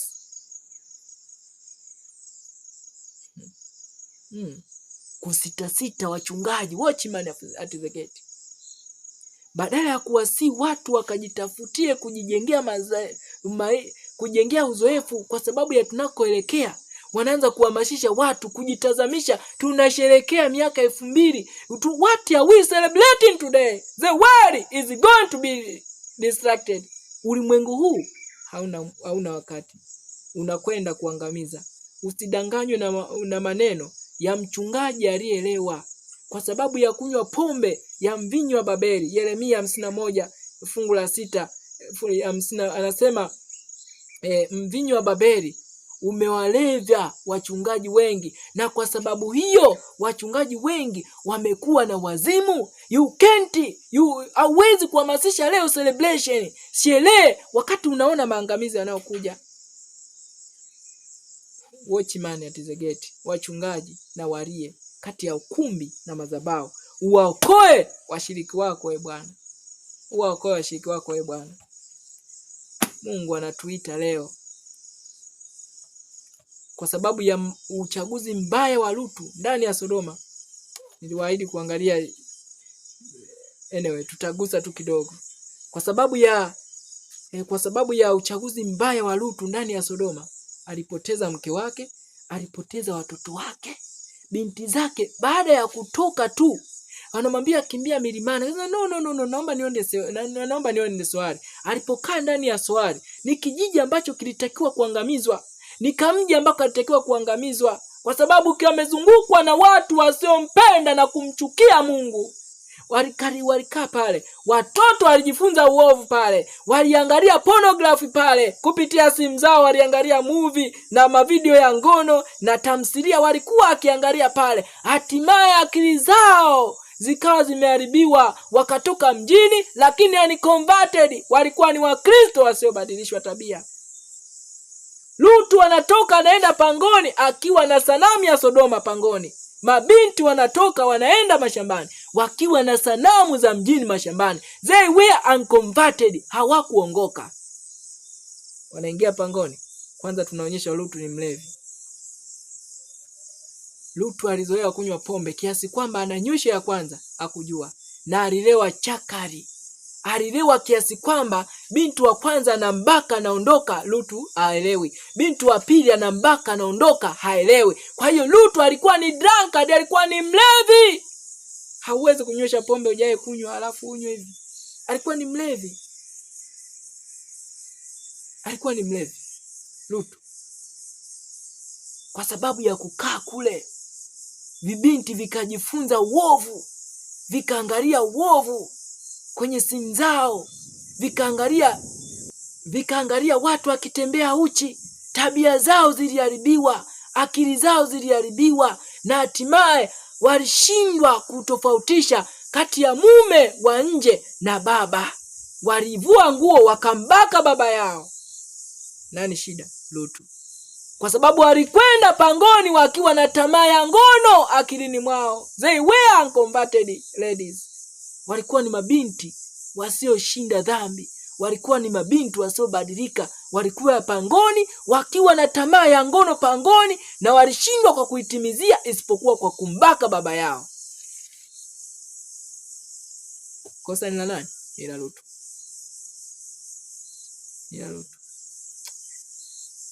Mungu anatuita leo. It is time for wake up. Baba, ni wakati wa kuamka. Ni wakati wa kuamka. Kosa utakalolifanya ni kutoa udhuru. Hakuna dhambi kama hiyo. Inamfanya kwanza shetani ashangilie mno. Mkristo anapotoa udhuru, sikiliza. Mkristo anapotoa udhuru kwa ajili ya udhaifu wa tabia yake, anamfanya shetani ashangilie sana. Unapotolea udhuru dhambi. Na hiki ndicho kinachofanya leo tunatoa udhuru. Wayahudi muda mwingi tunazungumzia Wayahudi. Sikiliza. Divendela November 5 paragraph ya 5 nasema, when Christ came to the world, his whole nation rejected him. Yesu alipokuja katika taifa lake walimkataa. He brought from heaven. Naomba nisome yote nitafsiri tu vitu vichache. Anasema he brought from heaven the message of salvation, hope, freedom and peace. But men would not accept his good tidings. Christians have condemned the Jewish for rejecting the Savior. But men who profess to be followers of Christ are doing even worse than the Jews, for they are rejecting greater light and despising the truth for this time. Anasema Wayahudi walimkataa Kristo ambaye aliwaletea habari njema kutoka mbinguni. Wakristo wanaodai kuwa Wakristo wanasimama wakifanya uovu mbaya zaidi ya Wayahudi, kwa sababu wanakataa Kristo wakiwa na nuru kubwa kuliko waliokuwa Wayahudi. It is time to wake up. Lakini wakati Mungu anatutoa kwenda mashambani, lazima tuvae roho ya Ibrahim, kuomba rehema kwa ajili ya wale ambao bado wanawiwa kabisa, wanafanya juhudi zilizo dhamiri, lakini bado kuna vitu vingi vinazuia. Changamoto za kiuchumi zinazuia, lakini za hiari wanatamani kweli kutoka. Bwana anajua hao hapo, na lazima tuombe rehema. Mungu hafurahii watu kuangamia kwenye miji. Ibrahimu hakuwahi kuomba mabaya yaje haraka, hakuwahi kuomba. Alikuwa akiomba rehema daima kwa ajili yao. Lakini Mungu alijua watu hawa hata ningewaongeza miaka milioni, they will never change. Aliruhusu wafikia ajali ambayo waliichagua wenyewe.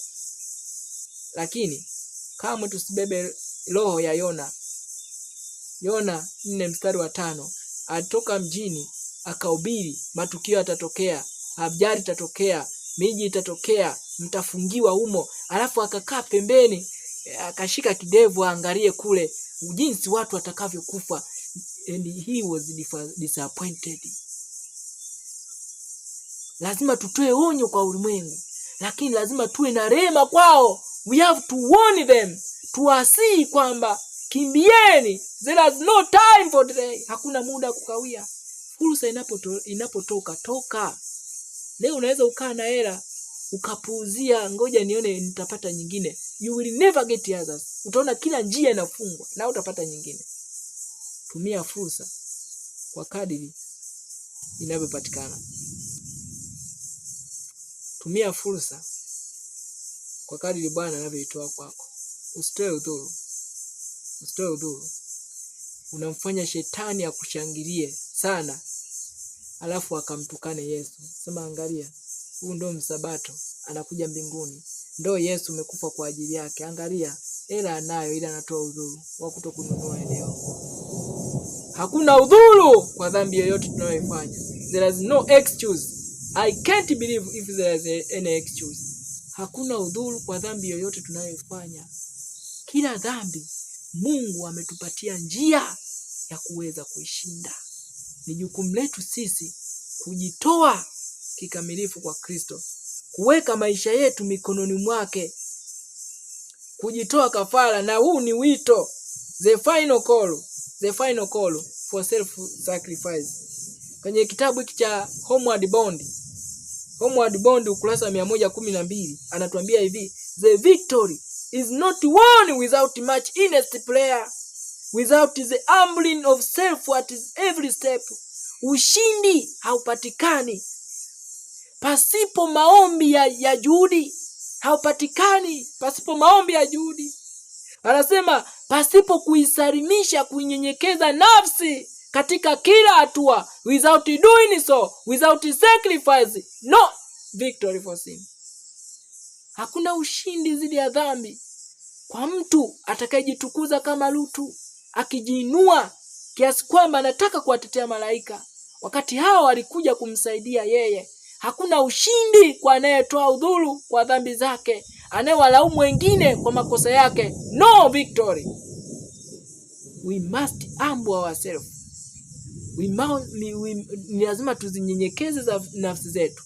Anasema our will is not to be forced into cooperation with the divine agencies, but it must be voluntarily submitted. Mapenzi yetu hayapaswi kulazimishwa hayapaswi kutolewa kwa lazima, kama Lutu kutolewa getini kwa kubuluzwa. Lakini anasema inabidi tuyasalimishe sisi wenyewe kwa hiari yetu, kushirikiana na mawakala waliotumwa na mbingu kwa ajili ya ushindi. Kitu gani ambacho kinakufanya utoe udhuru? Kitu gani? Hatuna muda wa kupoteza. Study careful human divine character and constantly inquire, what would Christ do if he in my place?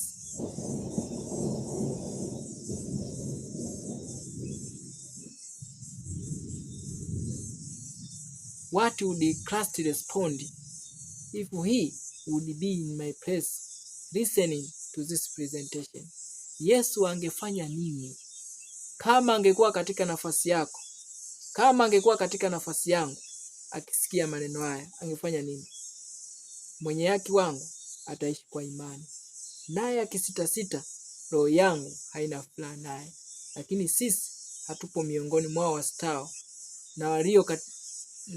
hatupo miongoni mwao wastao, bali tumo miongoni mwao waliokolewa. Hatumo miongoni mwa wanaosita.